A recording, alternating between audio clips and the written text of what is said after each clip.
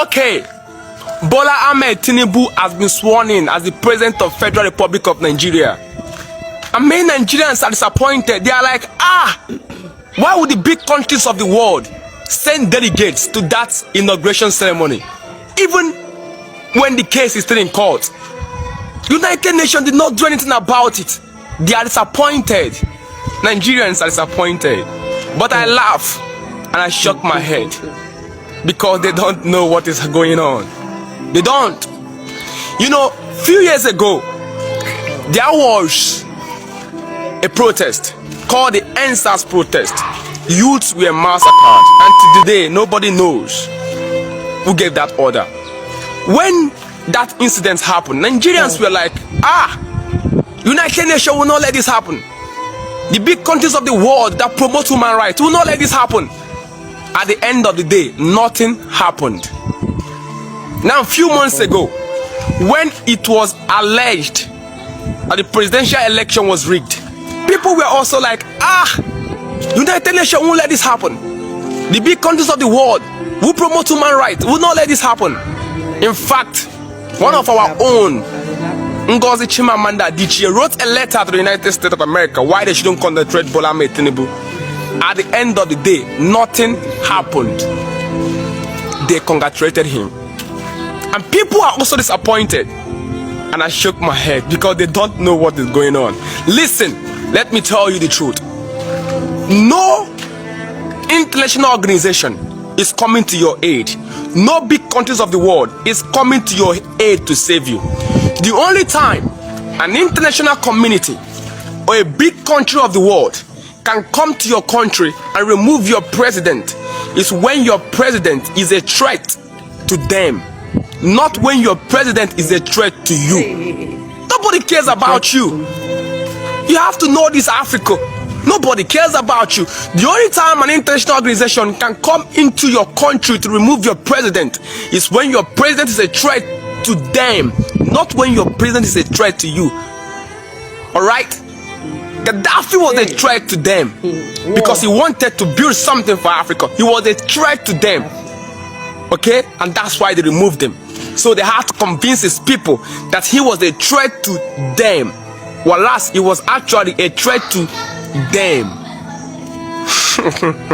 The same thing with Saddam Hussein. They had to convince anyone that he was building an atomic bomb. I don't know. And then he was taken out. So the only time an international organization is coming to your aid to save you is when your leader is a threat to them, not when it's a threat to you. Because you have to understand that word, sovereignty. Sovereignty. You have to understand what that word means. The right to govern your territorial integrity. You have to know what it means. So you are technically on your own. You should have known this by now. But it's because history was taken away from your schools, from your academic curriculum. You don't read history, because if you do, you would have known before now that between 1967 to 1970, during the civil war in Nigeria, okay, there was a boy from New York City, 20 years old. Okay, he was a Colombian student. He set himself ablaze in front of United Nations headquarters because he felt like innocent people were being killed in the Biafran land and no one was doing anything about it.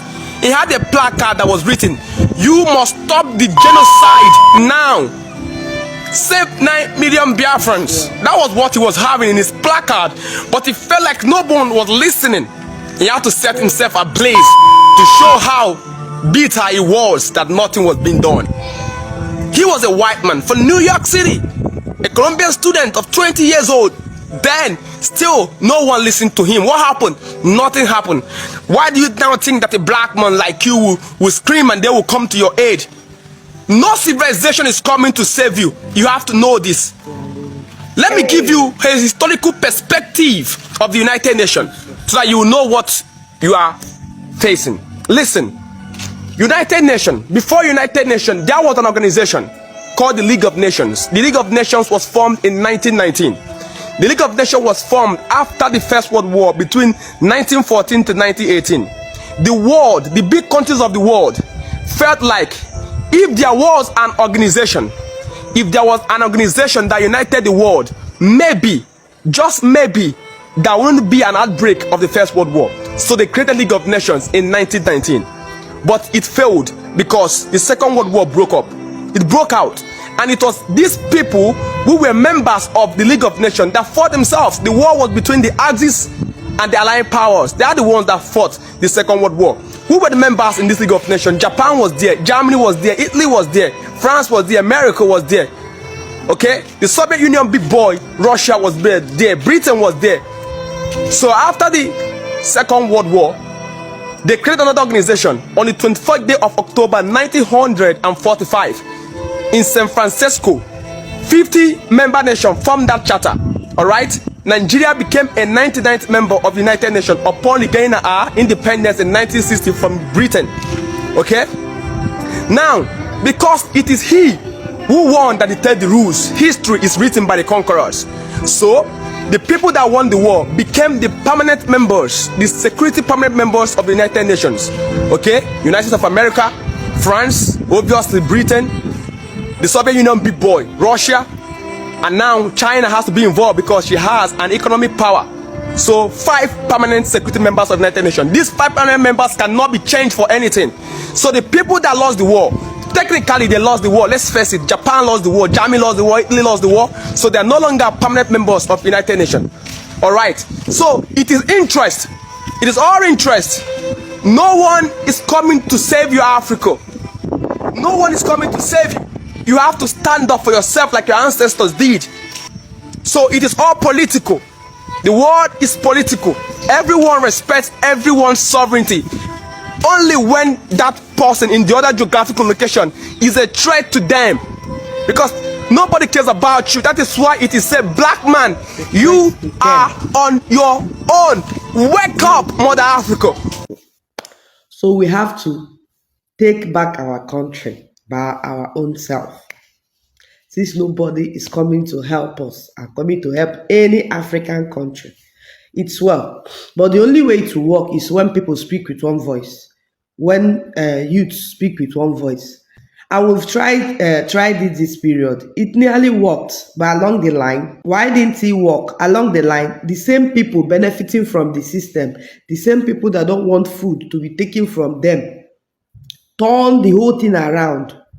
People that were speaking with one voice suddenly started speaking with different voices, called tribalism. Tribalism came and scattered everything.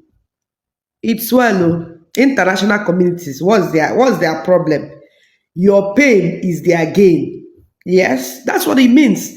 Your pain is their gain. As they pain us, it dey sweet them. That's the explanation. If here is not good, there will be good.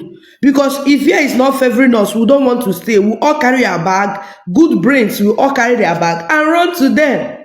When we go to them, we develop there. They keep getting more richer, and their country getting more bigger than our own.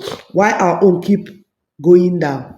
It's not their business. So everything revolves around us until we speak with one voice. It don't go happen, no.